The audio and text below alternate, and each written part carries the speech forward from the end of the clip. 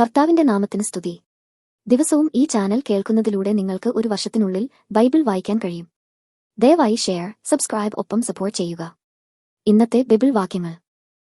സെഫന്യാവ് 1 അധ്യായം 1 മുതലുള്ള വാക്യങ്ങൾ.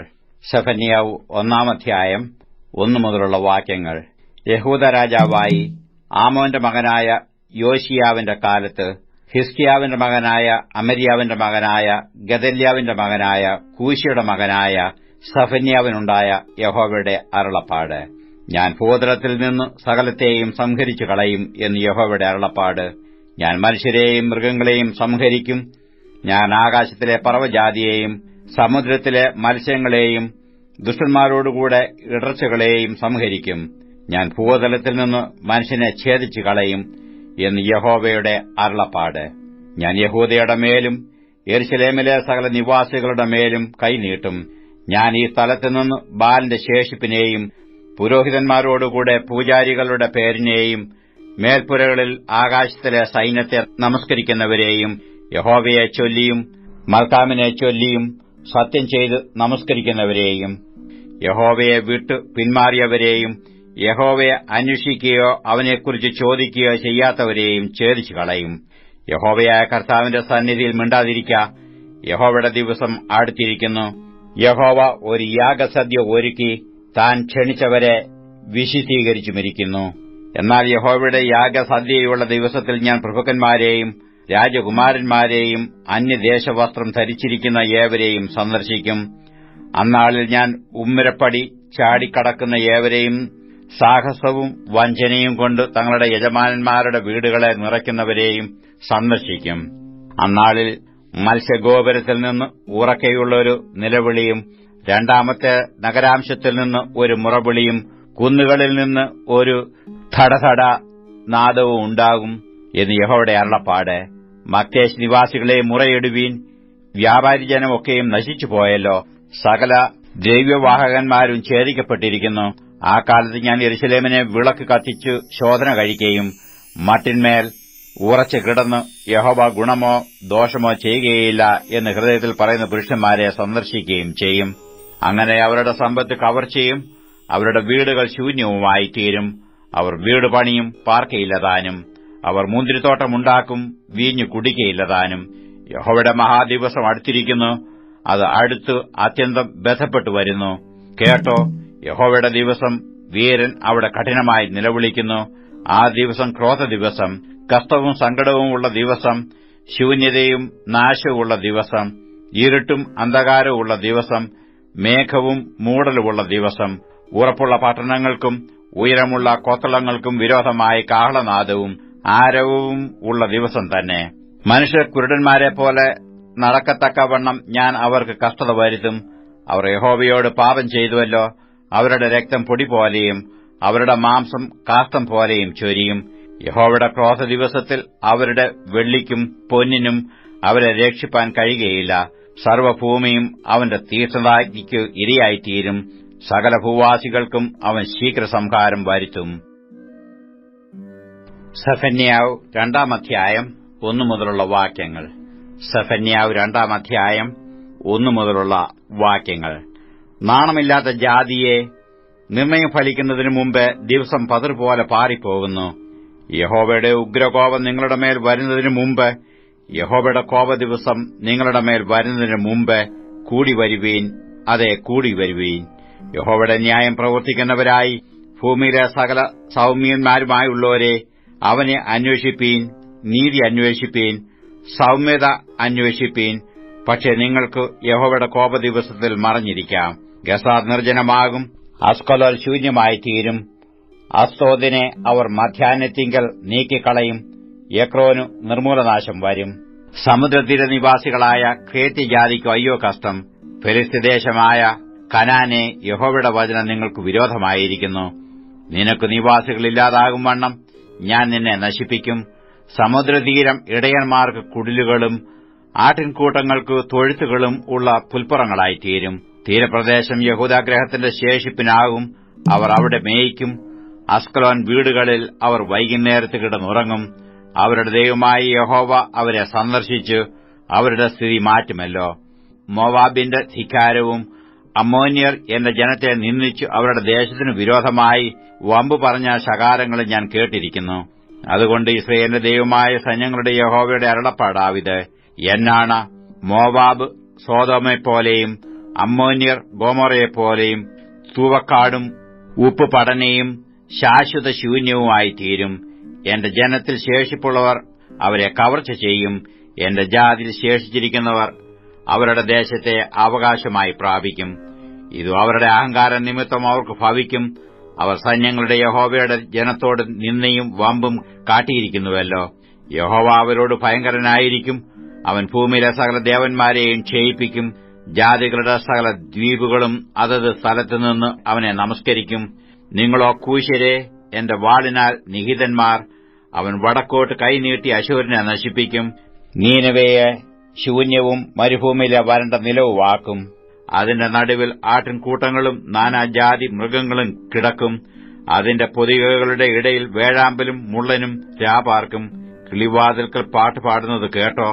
ദേവദാരുപ്പണി പറിച്ചു കളഞ്ഞിരിക്കിയാൽ ഉമ്മരപ്പടിക്കൽ ശൂന്യതയുണ്ട്. ഞാനേയുള്ളൂ, ഞാനല്ലാതെ മറ്റാരുമില്ല എന്ന് ഹൃദയത്തിൽ പറഞ്ഞു നിർഭയം വസിച്ചിരുന്ന ഉല്ലസിത നഗരം ഇതുതന്നെ. അത് ശൂന്യവും മൃഗങ്ങൾക്ക് കിടപ്പിടവുമായി തീർന്നതെങ്ങനെ? അതിനരികെ കൂടി പോകുന്ന ഏവനും ചൂളകുത്തി കൈകുലുക്കും. സെഫന്യാവ് 3-ാം അധ്യായം 1 മുതലുള്ള വാക്യങ്ങൾ. സെഫന്യാവ് 3-ാം അധ്യായം 1 മുതലുള്ള വാക്യങ്ങൾ. മത്സരവും മലിനതയുമുള്ളതും പീഡിപ്പിക്കുന്നതുമായ നഗരത്തിനു അയ്യോ കഷ്ടം! അവൾ വാക്ക് കേട്ടനുസരിച്ചിട്ടില്ല, പ്രബോധനം കൈക്കൊണ്ടിട്ടില്ല, യഹോവയിൽ ആശ്രയിച്ചിട്ടില്ല, തന്റെ ദൈവത്തോട് അടുത്തു വന്നിട്ടുമില്ല. അതിനകത്തു അതിന്റെ പ്രഭുക്കന്മാർ ഗർജിക്കുന്ന സിംഹങ്ങൾ, അതിന്റെ ന്യായാധിപതിമാർ വൈകുന്നേരത്തെ ചെന്നായ്ക്കൾ. അവർ പ്രഭാതകാലത്തേക്ക് ഒന്നും ശേഷിപ്പിക്കുന്നില്ല. അതിന്റെ പ്രവാചകന്മാർ ലഘുബുദ്ധികളും വിശ്വാസപാതകന്മാരുമാകുന്നു. അതിന്റെ പുരോഹിതന്മാർ വിശുദ്ധ മന്ദിരത്തെ അശുദ്ധമാക്കി ന്യായപ്രമാണത്തെ ബലാത്കാരം ചെയ്തിരിക്കുന്നു. യഹോവ അതിന്റെ മധ്യേ നീതിമാനാകുന്നു. അവൻ നീതികേട് ചെയ്യുന്നില്ല. രാവിലെ രാവിലെ അവൻ തന്റെ ന്യായത്തെ തെറ്റാതെ വെളിച്ചത്താക്കുന്നു. നീതികെട്ടവനോ നാണം എന്തെന്നറിഞ്ഞുകൂടാ. ഞാൻ ജാതികളെ ഛേദിച്ചു കളഞ്ഞു. അവരുടെ കോത്തളങ്ങൾ ശൂന്യമായിരിക്കുന്നു. ഞാൻ അവരുടെ വീഥികളെ ആരും കടന്നുപോകാതെ വണ്ണം ശൂന്യമാക്കി. അവരുടെ പട്ടണങ്ങൾ ഒരു മനുഷ്യനും നിവാസിയും ഇല്ലാതെ നശിച്ചിരിക്കുന്നു. നീ എന്നെ ഭയപ്പെട്ട് പ്രബോധനം കൈക്കൊള്ളുക എന്ന് ഞാൻ കൽപ്പിച്ചു. എന്നാൽ ഞാൻ അവളെ സന്ദർശിച്ചതുപോലെ ഒക്കെയും അവളുടെ പാർപ്പിടം ഛേദിക്കപ്പെടുകയില്ലായിരുന്നു. എങ്കിലും അവർ ജാഗ്രതയോടെ തങ്ങളുടെ ദുഷ്പ്രവൃത്തികളൊക്കെയും ചെയ്തു പോന്നു. അതുകൊണ്ട് ഞാൻ സാക്ഷിയായി എഴുന്നേൽക്കുന്ന ദിവസം വരെ എനിക്കായി കാത്തിരിപ്പീൻ എന്ന് യഹോവയുടെ അരുളപ്പാട്. എന്റെ ക്രോധവും എന്റെ ഉഗ്രകോപവും പകരേണ്ടതിന് ജാതികളെ ചേർക്കുവാനും രാജ്യങ്ങളെ കൂട്ടുവാനും ഞാൻ നിർണയിച്ചിരിക്കുന്നു. സർവ്വഭൂമിയും എന്റെ തീക്ഷ്ണതാജ്ഞയ്ക്ക് ഇരയായിത്തീരും. അപ്പോൾ സകല ജാതികളും യഹോവയുടെ നാമത്തെ വിളിച്ചപേക്ഷിച്ചു ഏകമനസ്സോടെ അവനെ സേവിക്കേണ്ടതിന് ഞാൻ അവർക്ക് നിർമ്മലമായുള്ള അധരങ്ങളെ വരുത്തും. കൂശ് നദികളുടെ അക്കരെ നിന്ന് എന്റെ നമസ്കാരികൾ, എന്റെ ചിതറിപ്പോയവരുടെ സഭ തന്നെ എനിക്ക് വഴിപാട് കൊണ്ടുവരും. അന്നാളിൽ ഞാൻ നിന്റെ മധ്യേ നിന്നു നിന്റെ ഗർവോല്ലസിതന്മാരെ നീക്കിക്കളയും. നീ എന്റെ വിശുദ്ധ പർവ്വതത്തിൽ ഇനി ഗർവിക്കാതിരിക്കുകയും ചെയ്യുന്നതുകൊണ്ട് നീ എന്നോട് അതിക്രമമായി ചെയ്തിരിക്കുന്ന സകല പ്രവൃത്തികളും നിമിത്തം നീ അന്നാളിൽ ലജ്ജിക്കേണ്ടി വരികയില്ല. ഞാൻ നിന്റെ നടുവിൽ താഴ്മയും ദാരിദ്ര്യവും ഉള്ള ഒരു ജനത്തെ ശേഷിപ്പിക്കും. അവർ യഹോവയുടെ നാമത്തിൽ ശരണം പ്രാപിക്കും. ഇസ്രയേലിൽ ശേഷിപ്പുള്ളവർ നീതികേട് പ്രവർത്തിക്കുകയില്ല, ഭോഷ്ക് പറയുകയുമില്ല. ചതിവുള്ള നാവ് അവരുടെ വായിൽ ഉണ്ടാകുകയില്ല. അവർ മേഞ്ഞുകിടക്കും, ആരും അവരെ ഭയപ്പെടുത്തുകയുമില്ല. സിയോൻ പുത്രിയെ ഘോഷിച്ചാനന്ദിക്ക, ഇസ്രയേലെ ആർപ്പിടുക. യെരൂശലേം പുത്രിയെ പൂർണ്ണ ഹൃദയത്തോടെ സന്തോഷിച്ചുല്ലസിക്ക. യഹോവ നിന്റെ ന്യായവിധികളെ മാറ്റി നിന്റെ ശത്രുവിനെ നീക്കിക്കളഞ്ഞിരിക്കുന്നു. ഇസ്രയേലിന്റെ രാജാവായ യഹോവ നിന്റെ മധ്യേ ഇരിക്കുന്നു. ഇനി നീ അനർത്ഥം കാണുകയില്ല. അന്നാളിൽ അവർ യെരൂശലേമിനോട് ഭയപ്പെടരുതെന്നും സിയോനോട് അധൈര്യപ്പെടരുതെന്നും പറയും.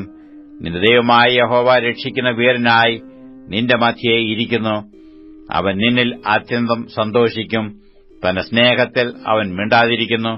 ഘോഷത്തോടെ അവൻ നിങ്കൽ ആനന്ദിക്കും. ലജ്ജാഭാരം വഹിച്ചവളായ നിനക്കുള്ളവരായി സംഘത്തെ വിട്ടു ദുഃഖിക്കുന്നവരെ ഞാൻ ചേർത്തുകൊള്ളും. നിന്നെ ക്ലേശിപ്പിക്കുന്ന ഏവരോടും ഞാൻ ആ കാലത്ത് ഇടപെടും. മുടന്തി നടക്കുന്നതിനെ ഞാൻ രക്ഷിക്കുകയും ചിതറിപ്പോയതിനെ ശേഖരിക്കുകയും സർവ്വഭൂമിയിലും ലജ്ജ നേരിട്ടവരെ പ്രശംസയും കീർത്തിയുമാക്കി തീർക്കുകയും ചെയ്യും. ആ കാലത്ത് ഞാൻ നിങ്ങളെ വരുത്തുകയും ആ കാലത്ത് ഞാൻ നിങ്ങളെ ശേഖരിക്കുകയും ചെയ്യും. നിങ്ങൾ കാണുക, ഞാൻ നിങ്ങളുടെ പ്രവാസികളെ മടക്കി വരുത്തുമ്പോൾ ഞാൻ നിങ്ങളെ ഭൂമിയിലെ സകല ജാതികളുടെയും ഇടയിൽ കീർത്തിയും പ്രശംസയുമാക്കി തീർക്കുമെന്ന് യഹോവ അരുളിച്ചെയ്യുന്നു. വെളിപ്പാട് 15-ാം അധ്യായം 1 മുതലുള്ള വാക്യങ്ങൾ.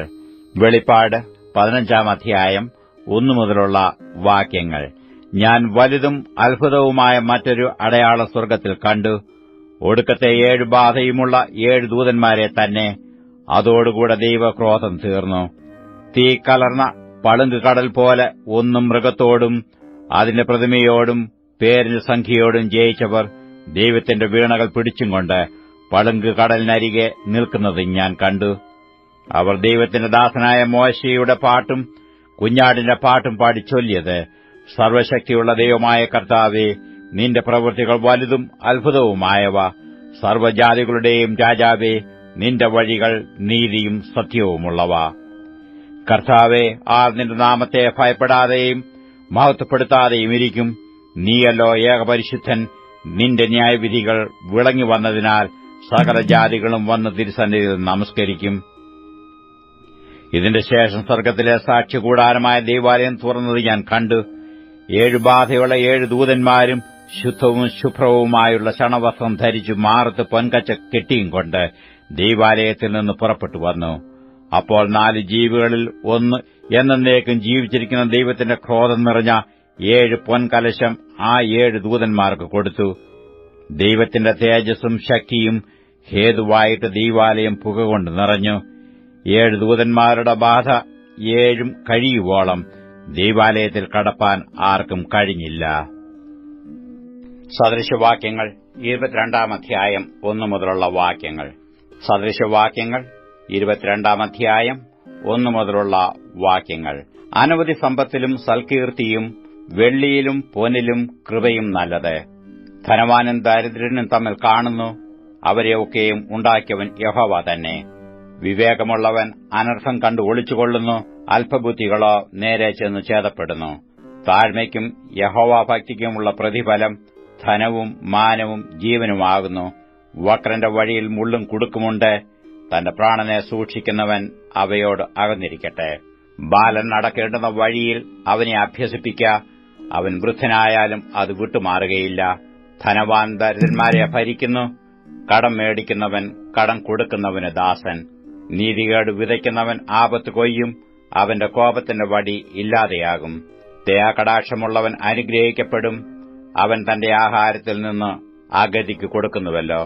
പരിഹാസിയെ നീക്കിക്കളക, അപ്പോൾ പിണക്കം പൊയ്ക്കൊള്ളും. കലഹവും നിന്ദയും നിന്നുപോകും.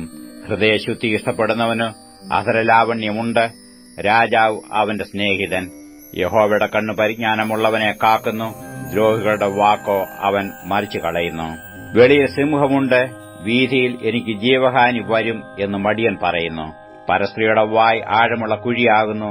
യഹോവയാൽ ത്യജിക്കപ്പെട്ടവൻ അതിൽ വീഴും. ബാലന്റെ ഹൃദയത്തോട് ഭോഷത്വം പറ്റിയിരിക്കുന്നു. ശിക്ഷയ്ക്കുള്ള വടി അതിനെ അവനിൽ നിന്ന് അകറ്റിക്കളയും. ആദായം ഉണ്ടാക്കേണ്ടതിന് എളിയവനെ പീഡിപ്പിക്കുന്നവനും ധനവാന് കൊടുക്കുന്നവനും മുട്ടുള്ളവനായിത്തീരും. ജ്ഞാനികളുടെ വചനങ്ങളെ ചെവിചായ്ച്ച് കേൾക്കുക. എന്റെ പരിജ്ഞാനത്തിനു മനസ്സുവെക്കുക. അവയെ നിന്റെ ഉള്ളിൽ സൂക്ഷിക്കുന്നതും നിന്റെ ആശ്രയങ്ങളിൽ അവയൊക്കെയും ഉറച്ചിരിക്കുന്നതും മനോഹരം. നിന്റെ ആശ്രയം യഹോവയിൽ ആയിരിക്കേണ്ടതിന് ഞാൻ ഇന്ന് നിന്നോട് തന്നെ ഉപദേശിച്ചിരിക്കുന്നു. നിന്നെ അയച്ചവർക്ക് നീ നേരുള്ള മറുപടി കൊണ്ടുപോകേണ്ടതിന് നിനക്ക് നേരുള്ള മറുപടിയുടെ നിശ്ചയം അറിയിച്ചു തരുവാൻ ആലോചനയും പരിജ്ഞാനവും അടങ്ങിയ സാരസംഗതികളെ ഞാൻ നിനക്ക് എഴുതിയിട്ടുണ്ടല്ലോ. എളിയവനോട് അവൻ എളിയവനാകൊണ്ട് കവർച്ച ചെയ്യരുത്. അരിഷ്ടനെ പടിവാതിൽക്ക് വെച്ച് പീഡിപ്പിക്കുകയുമരുത്. യഹോവ അവരുടെ വ്യവഹാരം നടത്തും. അവരെ കൊള്ളയിട്ടവരുടെ ജീവനെ കൊള്ളയിടും. കോപശീലനോട് സഖിത്വമരുത്. ക്രോധമുള്ള മനുഷ്യനോടുകൂടെ നടക്കുകയുമരുത്. നീ അവന്റെ വഴികളെ പഠിപ്പാനും നിന്റെ പ്രാണൻ കണിയിൽ അകപ്പെടുവാനും സംഗതി വരരുത്. നീ കൈയടിക്കുന്നവരുടെ കൂട്ടത്തിലും കടത്തിന് ജാമ്യം നിൽക്കുന്നവരുടെ കൂട്ടത്തിലുമായി പോകരുത്. വീട്ടുവാൻ നിനക്ക് വകയില്ലാതെ വന്നിട്ട് നിന്റെ കീഴിൽ നിന്ന് നിന്റെ മെത്തയെടുത്ത് കളവാൻ ഇടവരുത്തുന്നത് എന്തിന്? നിന്റെ പിതാക്കന്മാർ ഇട്ടിരിക്കുന്ന പണ്ടത്തെ അതിർ നീ മാറ്റരുത്. പ്രവൃത്തി സാമർഥ്യമുള്ള പുരുഷനെ നീ കാണുന്നുവോ? അവൻ രാജാക്കന്മാരുടെ മുമ്പിൽ നിൽക്കും, നീചന്മാരുടെ മുമ്പിൽ അവൻ നിൽക്കയില്ല.